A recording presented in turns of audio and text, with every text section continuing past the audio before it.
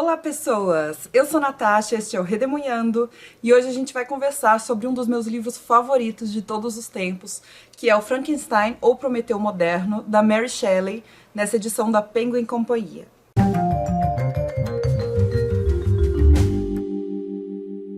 Então, pessoal, eu sempre tenho muita dificuldade de fazer vídeo a respeito dos livros que são os meus favoritos. O Frankenstein eu já tinha lido na minha época de ensino médio, isso faz bem uns 15 anos. Depois eu já reli mais umas 2 ou 3 vezes na vida adulta. E a última vez que eu fiz a releitura foi em 2019 para o Clube de Leitura Piquenique Literário, que acontece aqui em São José dos Campos, na minha cidade. Então eu vou comentar com vocês um pouquinho a respeito do enredo, do que fala esse livro, sem spoilers. Vou falar da origem desse livro, de algumas referências que ele traz, principalmente referências filosóficas. Também vou falar um pouquinho do mito de Prometeu, que está no subtítulo. E eu vou trazer algumas informações que tem nessa edição da Penguin Companhia. Eu adoro as edições da Penguin Companhia, eu acho muito cuidadosas. A tradução, os textos de apoio que eles trazem. Então, nesse caso, a tradução é do Christian Schwartz e o livro tem introdução e notas do Maurice Hindle e um pós-fácil do Rui Castro. O pós-fácil do Rui Castro é só um resumo do texto. Eu realmente achei muito boa a introdução do Maurice Hindle. Então, muitas das informações que eu vou trazer para além do enredo vêm dessa introdução. Se vocês tiverem essa edição, esse texto introdutório, ele contém alguns spoilers. Então eu recomendo que se você for ler pela primeira vez o Frankenstein, não souber muito da história e tal, pula o texto introdutório, vai para o texto da Mary Shelley, e no final você volta na introdução, porque é aí que ele vai explicar algumas referências, a origem do livro, etc. Essa introdução ele também vai trazer um pouco a discussão a respeito de qual gênero literário ele pertence, porque muita gente vai logo para o lado do terror. Eu acho que a cultura pop, no geral, deu essa imagem para o Frankenstein. Primeiro que a gente lembra primeiro do monstro, né, que no livro não tem nome. Frankenstein é o nome do doutor que cria o monstro. Mas o nome ficou tão famoso e a imagem do monstro também, principalmente em filmes, em séries, que a gente associa o nome à criatura. E assim, eu acho que para quem for ler pela primeira vez, não vá com a expectativa de terror que a gente tem hoje. Ele não é um terror do século XXI, ele é um terror do século XIX. Então, assim, é uma coisa muito mais psicológica. Para mim, é um romance muito mais filosófico do que de horror, que vai te causar... Você não vai ficar com nojo, você não vai ficar com medo. Você vai ficar pensando a respeito das coisas que a Mary Shelley coloca aqui no livro. E tem gente que também coloca esse livro não como de terror, mas como um precursor da ficção científica. Porque a Mary Shelley vai falar o tempo todo sobre as possibilidades que a ciência moderna traz e principalmente sobre os perigos das consequências dessa ciência moderna. A Mary Shelley teve a ideia para esse livro quando ela tinha por volta de 19 anos. A autora nasceu em 1797 e morreu em 1851. E a ideia para o livro nasce em 1816, num concurso proposto pelo Lord Byron, que era um concurso de história de terror. Então o Lord Byron, a Mary Shelley, o Percy Shelley, que era o marido dela na época, todos eles ficaram competindo para ver quem construía, quem pensava na melhor história de terror. E acabou que os outros competidores meio que largaram mão, não quiseram mais participar, e a Mary Shelley ficou digerindo aquela história. Até que certo dia ela sonha com algo parecido que ela vai escrever, e isso impressiona muito todo mundo que está ao redor. E, gente, vocês têm que ler, porque a escrita é sensacional. É uma escrita do século XIX, então ela é um pouquinho mais lenta do que o que a gente está acostumado agora no XXI, mas ainda assim. E aí essa história vai ser publicada pela primeira vez em 1818, em 3 volumes, e a terceira edição só é que vai ser de um volume, que é a que serve de modelo para essa e para a maioria das edições que a gente tem por aí. E essa edição de um volume só é de 1831. Então vamos à história, do que ela fala. Então, como eu acabei de falar, esses 3 volumes acabaram sendo divididos, quando estão em um volume só, em 3 partes. A primeira parte todo mundo estranha, por quê? Parece que não tem nada a ver com Frankenstein. A primeira parte é uma narrativa epistolar, porque é uma troca de cartas entre o capitão Robert Walton e a sua irmã. O Robert Walton é o capitão de um navio que está indo para o Ártico. tá fazendo uma viagem para o Polo Norte. E aí o capitão escreve as cartas para sua irmã, que está em Londres, dando notícias da viagem. E num determinado dia, o capitão e a sua tripulação ficam presos lá no gelo do Polo Norte e avistam uma pessoa. Não era para ter ninguém lá no Polo Norte, né? Muito inóspito. E aí eles recolhem essa pessoa para o navio, começam a cuidar, essa pessoa está muito enfraquecida, muito doente. E aí essa pessoa começa a contar a sua história. Essa pessoa é o Dr. Victor Frankenstein.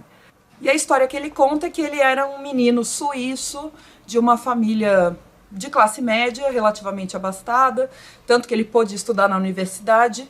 Foi um estudante de medicina completamente obcecado por ciência desde a infância. E em um determinado momento ele fica muito ambicioso e ele acaba descobrindo o segredo para criar vida, ou melhor, para reanimar matéria morta. E a partir daí ele vai usar esse conhecimento que ele adquiriu, que ele descobriu, para criar um novo ser humano, que é um ser humano todo feito de restos de cadáveres, e aí o restante da história se desenrola tomando feições bastante trágicas. O capítulo 5º dessa primeira parte do livro é o ponto-chave, aquele momento que todo mundo conhece, em que o Dr. Frankenstein finalmente dá vida à sua criatura. E é quando ele narra os seus sentimentos, a sua perplexidade em relação àquilo que ele está criando. Não só perplexidade, ele fica horrorizado. Ele não sabe o que fazer com aquela criatura. E foi muito engraçado, porque no piquenique literário as pessoas reclamaram de que essa parte da criação em si, né, de que do Dr. Frankenstein no laboratório, dando vida para a criatura, geralmente é uma cena muito explorada em filmes. E não é muito explorada no livro.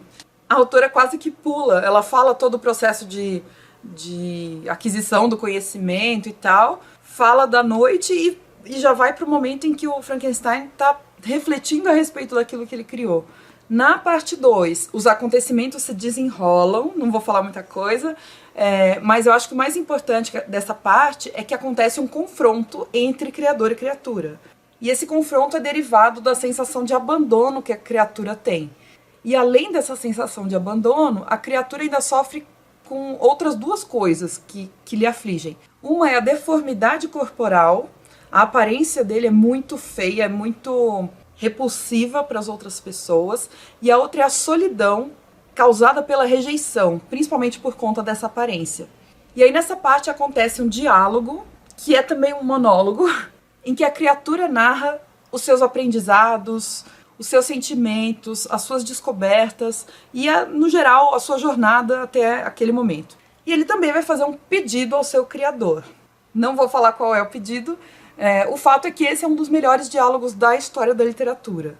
E na parte 3 se encaminha o desfecho da história, que eu também não vou falar nada a respeito. Então, como eu falei, não é um livro de terrorzão como a gente está acostumado. Ele é muito mais psicológico, simbólico do que outra coisa. E na introdução, o Maurice Rindow vai falar que se estabelece um inexorável clima de perseguição ameaçadora que se estende por todo o livro, entre criador e criatura. Eu acho que é esse clima de perseguição que gera uma sensação de suspense. No final, na minha opinião, a história toma mais contornos de tragédia, e aqui tragédia não no sentido de tristeza, mas no sentido de um destino inescapável de um indivíduo, um destino inexorável. Então, para mim, é mais uma tragédia do que um terror.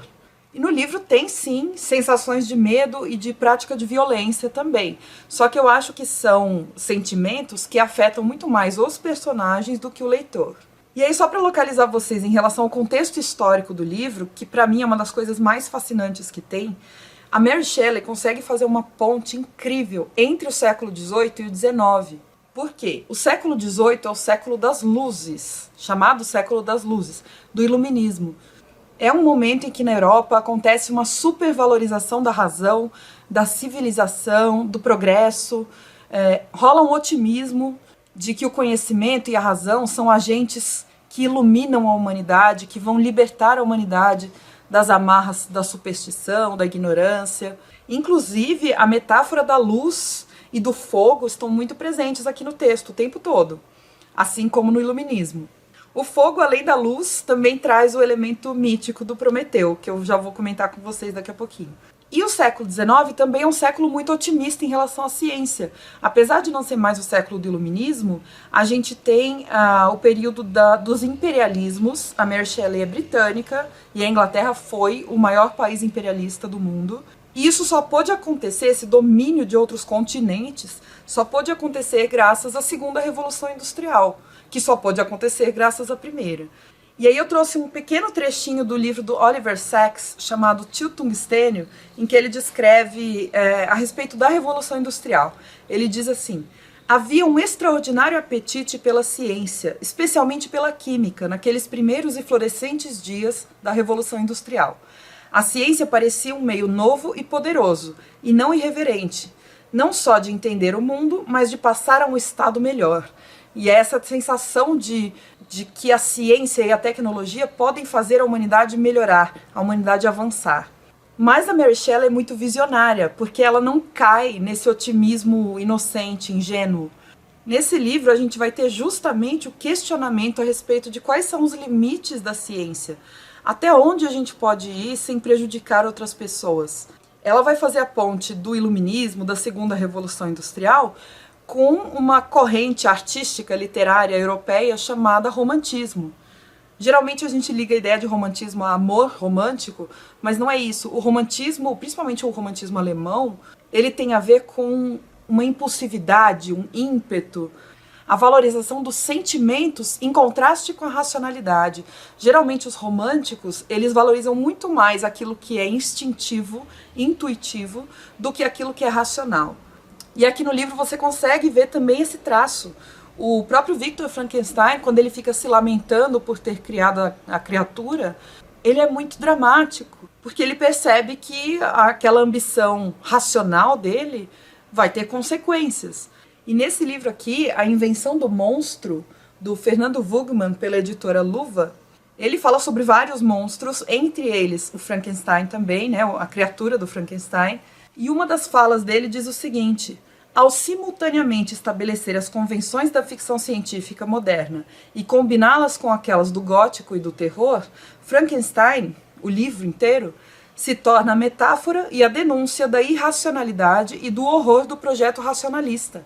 Olha que coisa contraditória. O projeto racionalista humano não é racional, ele é irracional, sobre o qual o mundo ainda tenta se apoiar em pleno século XXI. Então a gente tem aqui um questionamento a respeito de, tudo bem, a gente pode fazer algumas coisas com a ciência, mas a gente deve? É uma questão ética. E aí também nesse vídeo eu gostaria de trazer para vocês a história do mito de Prometeu, que é o que está aqui no subtítulo, Prometeu Moderno. E para isso eu vou usar como base o livro Prometeu, Revolta, Amadurecimento e Transformação do Princípio Masculino do Self, do Jörg Hasch, pela editora Cultrix. E eu vou ler rapidinho para vocês do que se trata esse mito, mito greco-romano. Desafiando uma proibição, Prometeu roubou o fogo do céu para dá-lo de presente aos humanos. Por isso foi terrivelmente castigado. Por ordem de Zeus, pai dos deuses, foi amarrado aos rochedos do Cáucaso e torturado por uma águia, que todos os dias lhe roía o fígado, que à noite tornava a se regenerar. Então aqui a gente tem alguns elementos. Primeiro, Prometeu é uma figura que não é um deus, mas que rouba algo muito importante dos deuses. E aqui a gente pode relacionar com o Dr. Victor Frankenstein. Ele não é Deus, mas ele rouba de Deus a capacidade de fornecer vida para um ser que não era vivo. Ele rouba um dom, vamos dizer assim, um poder reservado aos deuses. E no mito, Prometeu é castigado eternamente, né? Ele é condenado a ficar preso lá na montanha e uma águia come todos os dias o seu fígado. E o fígado é um órgão que se regenera. Portanto, durante a noite o fígado volta a ficar inteiro e no dia seguinte ele vai sofrer a mesma dor, o mesmo tormento do dia anterior. Vai ter seu fígado comido pela águia. O Victor Frankenstein, nosso doutor, nosso protagonista, um dos protagonistas, faz algo importante que não é uma prerrogativa humana e, se você for levar o mito ao pé da letra, ele será castigado com uma punição recorrente, uma punição eterna, talvez, que é um tormento, uma angústia gigantescas que vão persegui-lo o resto da vida. Então, teoricamente, a metáfora do Prometeu se encerraria aí. Mas eu li nesse livro que o mito de Prometeu se relaciona, psicanaliticamente falando, muito com o momento da puberdade, o que torna essa metáfora do livro do Frankenstein muito mais complexa, muito mais profunda. Por quê? A puberdade é o momento em que o jovem toma consciência de si, começa a ficar autônomo, toma consciência das suas próprias potencialidades, das suas habilidades, dos seus conflitos internos e da sua identidade mesmo. E se revolta contra o pai, que no caso é Zeus. E obviamente que aqui no livro isso se refere muito mais à criatura do que ao criador. É como se o monstro, a criatura, se revoltasse contra o seu criador, contra o seu pai, que é o Dr. Victor Frankenstein. Então é possível a gente interpretar o mito de Prometeu como sendo tanto o criador quanto a criatura. Refere-se ao criador se você está pensando na ideia de que ele quebrou um tabu divino, ou a criatura se você se refere à ideia de revolta contra o seu pai, contra o seu criador. E é muito interessante porque o Prometeu é uma figura mítica que é dúbia. Ao mesmo tempo que ele é visto como esse personagem muito ardiloso, quebrador de regras e perigoso, ele também é visto como protetor da humanidade. Ele é o símbolo do progresso, ele carrega o fogo nas suas mãos. E aí lembra do fogo do iluminismo, né? É o fogo que vai fazer tudo progredir, vai fazer tudo se iluminar e sair do estado de trevas. E aí falando um pouquinho da figura do Victor Frankenstein, do doutor, do criador, eu acho que ele é grande parte da complexidade do livro. Porque ele acaba realizando uma negação dupla. Ele nega Deus, que é o criador máximo, quando se utiliza da ciência para criar vida, que é uma prerrogativa exclusivamente divina, em teoria, e ele nega a sua própria criatura, quando rejeita a humanidade dessa pessoa que ele criou.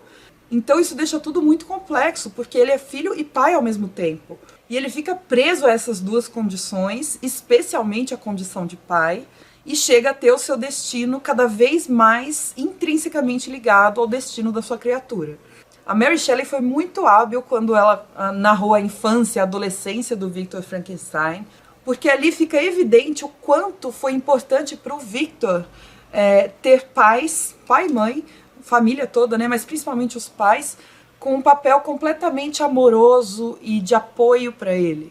E isso é o oposto do que ele seria em relação à sua criatura, porque ele foi completamente negligente e violento. E assim, na minha opinião pessoal agora, o Dr. Victor Frankenstein é uma das personagens mais detestáveis da literatura universal em termos de caráter, porque em termos de complexidade ele é um dos melhores personagens da literatura universal. O Frankenstein, ele é egoísta, ele é arrogante, é negligente, é covarde, porque ele foge a toda e qualquer responsabilidade, além de ser extremamente superficial, porque o tempo todo ele se refere somente à aparência da criatura que ele criou, a aparência horrenda daquela criatura, e no final das contas ele não se preocupa em tentar conhecer a essência. E por outro lado, o outro lado da moeda é a criatura, que gera muito mais empatia em nós leitores. Ele é inicialmente muito ingênuo, inocente, humilde, e mesmo quando decide se utilizar de toda a sua força, de toda a sua potência monstruosa, ele o faz de forma consciente. E aqui não quero isentá-lo de culpa ou de responsabilidade. Aliás, ao contrário, eu acho que o fato de ele fazer isso de forma consciente mostra que ele se responsabiliza pelas coisas que ele vai fazer. Ele não foge dos seus atos como o Victor Frankenstein faz. Ele aceita inclusive as consequências desses atos horrendos. Ele convive com a culpa, com a punição, que é exatamente o que o próprio Prometeu faz no mito. Enquanto o Dr. Frankenstein se desespera por conta das aparências, a criatura busca o tempo todo as essências, a essência das pessoas e das coisas. E isso a gente percebe naquele monólogo, ou naquele diálogo principal que eu falei para vocês. A criatura também é muito curiosa em relação a objetos, a sentimentos, a sensações, a linguagem humana. Mas é diferente da curiosidade do Dr. Frankenstein. É uma curiosidade que não está ligada com a ambição, com o poder, com a sede de glória, como é o caso do criador. Inclusive, a gente pode puxar a ideia de que o fato de que a criatura não possui um nome na trama mostra o quanto ele não é tratado como um sujeito humano, mas sim como um objeto criado. Aliás, um objeto mal criado, né? E sobre algumas ideias filosóficas que aparecem aqui no Frankenstein, diluídas ao longo do enredo, queria comentar com vocês a respeito da ideia do bom selvagem, do Jean-Jacques Rousseau. O Rousseau, inclusive, foi um interlocutor da mãe da Mary Shelley. A mãe dela é a Mary Wollstonecraft, uma mulher que foi defensora dos direitos femininos lá no século XVIII. E ela debateu bastante com Rousseau a respeito desses direitos, porque o Rousseau acreditava que meninos e meninas deveriam ser educados de formas diferentes. E a mãe da Mary Shelley falava que não, que as mulheres só parecem diferentes dos homens porque elas são educadas de forma diferente. Mas enfim, a parte do Rousseau, da filosofia do Rousseau, que a Mary Shelley usa aqui no livro, é a ideia do bom selvagem. O Rousseau acredita que o ser humano, no seu estado de natureza, tende a ser bom, a ser pacífico. A frase famosa é que o homem nasce bom e a sociedade o corrompe. Ou seja, a criatura ela tende a ser boa no início, mas a marginalização, a exclusão social que ela sofre, o preconceito, a discriminação, isso faz com que ele se corrompa, faz com que ele se torne um ser violento, corrupto, maldoso. Outra ideia filosófica que tem aqui no livro é do John Locke. O Locke, que é o pai do liberalismo político, diz que a mente humana, ele era um empirista, né? Então, para ele, ninguém nascia com alguma ideia pronta. Ele dizia que a mente humana é como uma tábula rasa. Tábula rasa, hoje em dia, seria uma espécie de folha em branco. E isso acontece com a criatura. Ela nasce como se fosse neutra de pensamentos, de ideias, e tudo que ela tem são sensações físicas. O empirismo é isso, né? Você poder confiar nos seus sentidos para poder construir um conhecimento verdadeiro. E é justamente isso que se apresenta aqui no livro. A criatura ela tem sensações e aos poucos ela vai criando ideias mais complexas a partir dessas sensações físicas iniciais. Então a ideia de tábula rasa do John Locke também está contemplada aí no Frankenstein. Podemos pensar na frase do Francis Bacon, que também era um empirista. A frase é: saber é poder. Então, desmembrando a frase, a gente pode pensar que saber é poder significa que conhecimento se traduz em poder, ou seja, em controle sobre a natureza. E é justamente o que a Mary Shelley vai questionar. Aqui no livro a gente vê que o saber pode ser desastroso. Ele não necessariamente gera controle. Às vezes ele pode gerar descontrole. E isso dialoga diretamente com dois filósofos da escola de Frankfurt, já no século XX. Então, olha só, Mary Shelley não teve contato com esses caras, ela faleceu antes disso, mas ela já antecipou a filosofia da escola de Frankfurt. O Adorno e o Horkheimer são dois filósofos que vão dizer que a racionalidade pura, a racionalidade instrumental pura, ou seja, quando você usa o seu raciocínio simplesmente para produzir coisas, sem pensar a respeito das consequências daquilo que você vai produzir, que isso é extremamente maléfico. Esses dois pensadores, eles vão analisar o contexto nazista, eles são alemães. Alguns dos pensadores da escola de Frankfurt, inclusive, têm que fugir, porque estão sendo perseguidos pelo Hitler, não só por serem intelectuais, mas também por serem judeus. E eles percebem, porque quando a gente pensa em iluminismo, essa ideia da razão que vai libertar a humanidade, da sua ignorância, é uma ideia muito otimista, é uma ideia bonita. Só que eles vão perceber que o iluminismo, ele não é só bom, ele gera coisas muito ruins, como, por exemplo, campos de concentração. Então, os campos de concentração nazistas não são irracionais, eles são completamente racionalizados, no sentido de que eles têm uma logística toda detalhada, tudo é muito bem pensado ali dentro, para funcionar como uma máquina. Isso é racional. Então percebam que a Mary Shelley, assim como o Adorno e o Horkheimer, depois no século XX, estão fazendo uma crítica à ideia de que a ciência é sempre positiva, a ciência ou a razão é sempre boa. Ela não é boa se ela vier sem uma reflexão ética. Outra corrente filosófica que dá para a gente pensar também é a ideia do Hegel, do senhor e do escravo, a dialética do senhor e do escravo. Dialética é sempre quando você tem duas coisas opostas se contrariando e posteriormente há uma certa resolução entre essas duas coisas opostas, que a gente chama de síntese. É a tese, a antítese, que se contrapõe, e a síntese, que é a resolução. A dialética do senhor e do escravo é para a gente pensar que quando você tem numa sociedade um senhor e um escravo, então duas posições hierárquicas diferentes, eles são a antítese do outro, né? Então vamos pensar, o senhor é a tese, o escravo é a antítese, é o que vai se contrapor. Mas a contradição está justamente aí. O Hegel vai dizer que o senhor, embora ele esteja hierarquicamente superior ao escravo, ele só é hierarquicamente superior ao escravo porque ele também depende do escravo. Se não existisse o escravo, ele não seria senhor. E eu acho que a gente pode pensar algo parecido aqui para o criador e para a criatura. O Frankenstein, ele só é muito poderoso porque ele é o criador de algo. E ele despreza a sua criatura, só que é a criatura que dá condições para ele de ser tão poderoso assim. Também podemos pensar no princípio da responsabilidade do Hans Jonas, princípio da responsabilidade futura. O Hans Jonas é um filósofo do século XX e que vai pensar, porque até o século XX, todos os filósofos da história ocidental vão pensar sobre ética, o que é uma vida boa, o que é certo e errado. Mas todas essas perguntas são feitas em relação ao próprio indivíduo. Então, assim, o que eu posso fazer para levar uma vida boa? E aí, quando eu morrer, beleza, acabou, né? As minhas decisões não têm mais importância.